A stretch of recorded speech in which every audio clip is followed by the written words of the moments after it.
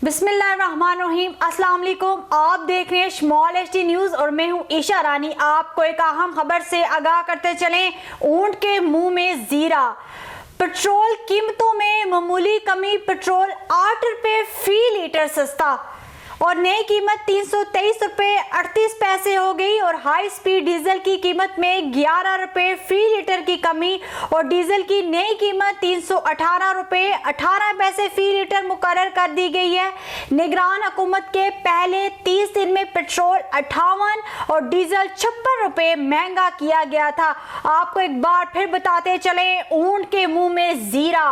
Petrol कीमतों में मामूली कमी, पेट्रोल 8 रुपए फी लीटर सस्ता और नई कीमत में 323 रुपए 38 पैसे हो गई।